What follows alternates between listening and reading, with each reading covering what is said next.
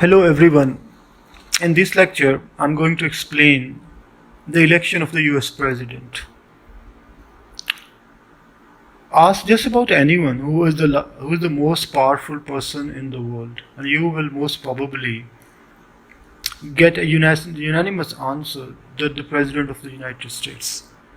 He, or perhaps someday she, is the head of the state and the government of a country with one of the most powerful economies, one of the strongest armies, and the longest running representative government.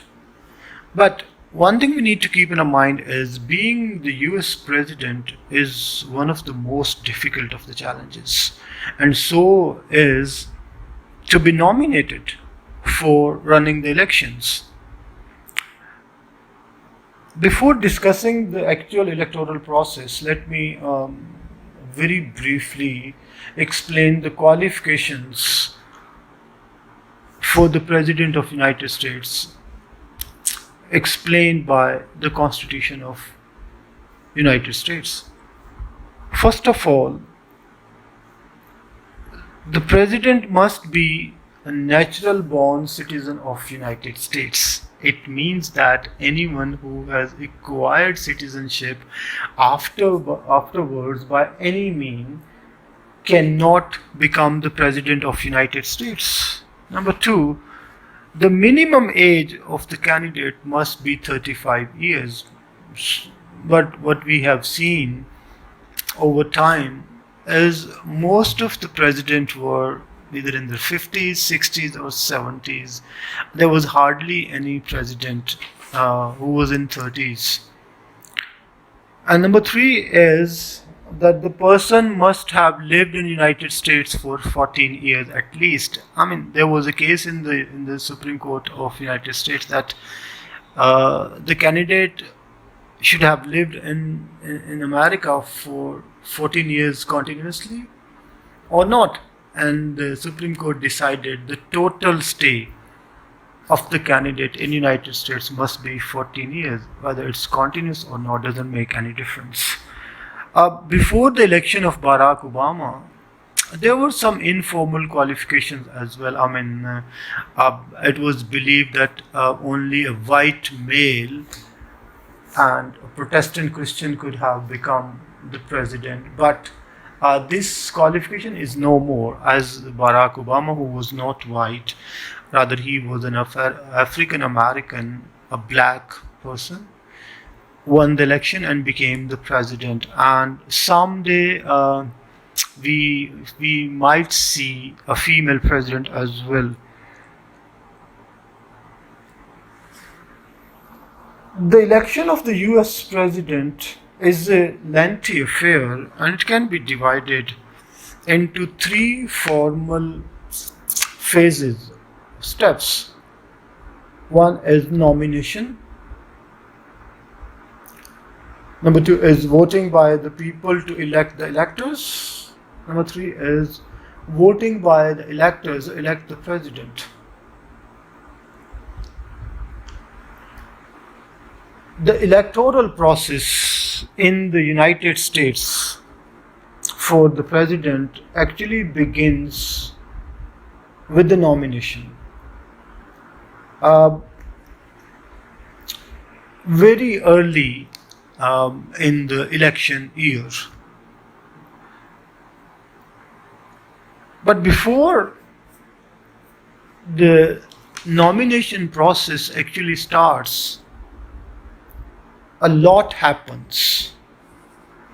So when does election campaign actually start for the election of the President of the United States? No one knows. As early in the election year, the potential candidates start exploring their chances by disclosing to their colleagues, friends, party, or to media their intention to contest the elections. And if they get positive response, in this invisible primary, they jump into the actual race. Otherwise, they just drop out. The first formal step after this visible primary is over is filing with a Federal Election Commission to constitute a committee so that the prospective candidate may start receiving funds.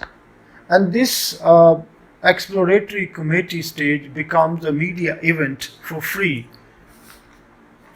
And in order to meet the expenses of running for primaries nomination, the candidates have to raise huge sum of money. Actually, millions. 2008 elections broke all the previous records of fundraising because each candidate was able to raise about more than 50 million of dollars. And the third important step is to develop good connections with media, because as media plays an important role to build the image of a candidate. Now, the nomination process. There are two ways to elect the delegates who finally attend the national convention of the party to nominate the presidential candidate. One is party caucuses, another one is primaries.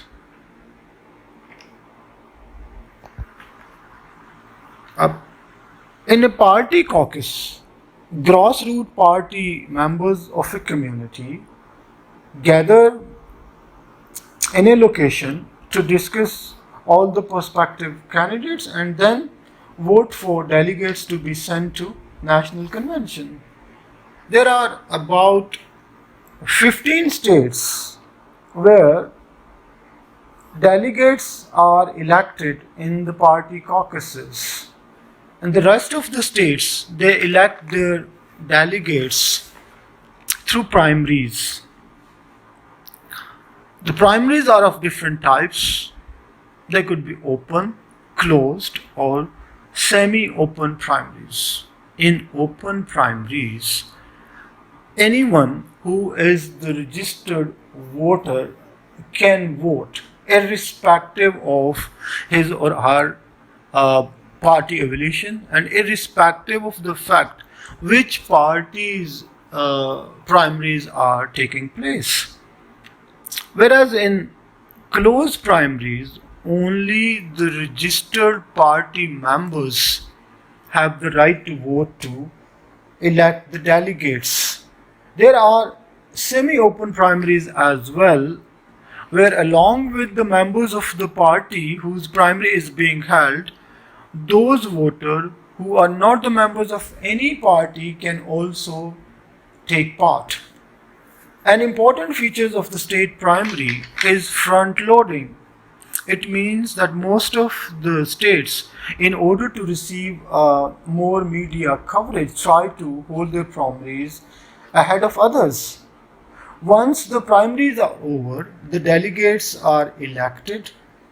Both the parties hold their national conventions, attended by the delegates to nominate their presidential candidate. National convention provides the required momentum to the campaign of the nominated candidate. One thing that I just want to share with you is that if an incumbent president belongs to a particular party and he still has one more term to serve, then that party does not hold its primaries to nominate a candidate because the candidate is already nominated. For example, this time only a Democratic Party has been holding its caucuses and primaries to nominate the candidate, whereas the Republicans are not doing so because their candidate is already nominated. The President Trump will be contesting the elections for the second term. Okay, in the national convention, the parties hammer out uh, and approve their platforms. Actually, platforms are the documents in which the parties set out their distinct issue position. The name of the vice presidential candidate is also officially approved. After the nomination is over, there is little break, at least for the public, before the actual campaign begins in fall. During the presidential election campaign, both the parties motivate their supporters and voters to turn it in greatest possible numbers. Both the parties want their message to get across loud and clear.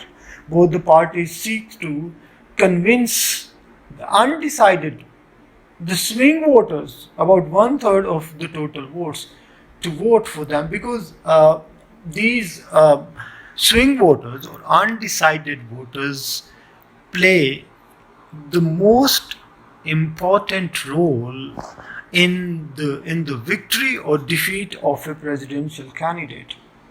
Okay, after the campaign is over, now there is a time for the people to vote and elect the electors.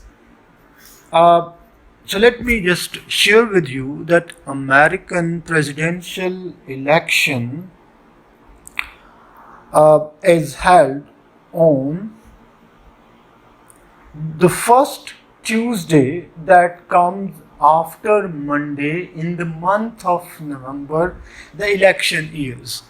It means that if the month of November starts with the Tuesday, the election will not be held on that day.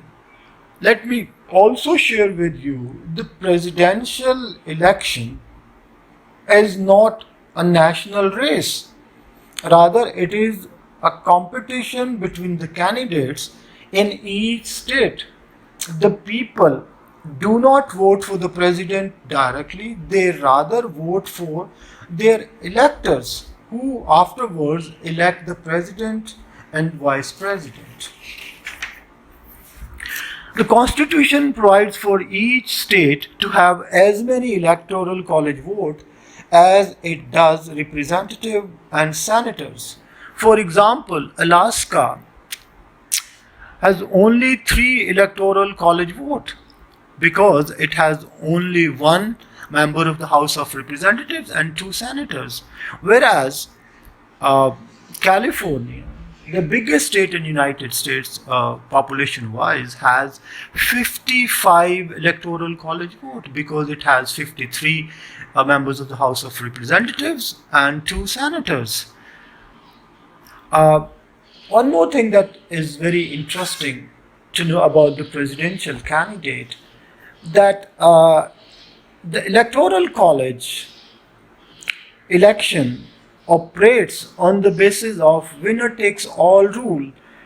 Out of 50 states, only two states, Maine and Nebraska, do not apply this winner takes all rule, whereas all others follow the same rule. It means that any party that receives the majority of the vote from any of the state will win all the electoral college votes from that particular state, even if it's a very thin majority. For example, if Democrats receives 51% of the votes from California and Republicans 49% only, all the electoral college vote, that is 55 electoral college vote, will be given to the Democrats.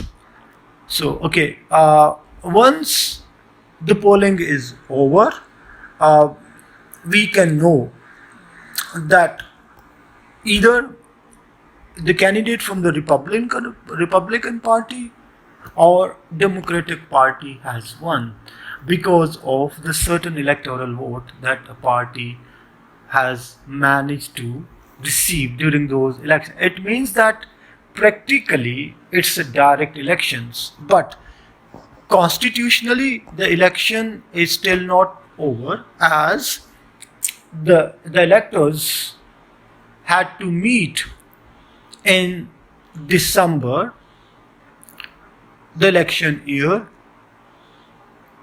in the capital of their respective state to cast their votes formally to elect the president, and then the results are tabulated, sealed, and sent to the Senate, where the chairman of the Senate opens the result in the month of January, and then the result is formally declared, whereas the president takes oath on 20th of the January and the power is transferred to the newly elected president. One more term which I want to share with you, which is very commonly used, is if the incumbent president is also contesting the election and he loses, but he still continues to serve as the president for the remaining period for about 2 to 3 months, unless the power is transferred to the newly elected president. For that period, that incumbent president is called a lame duck president. Thank you.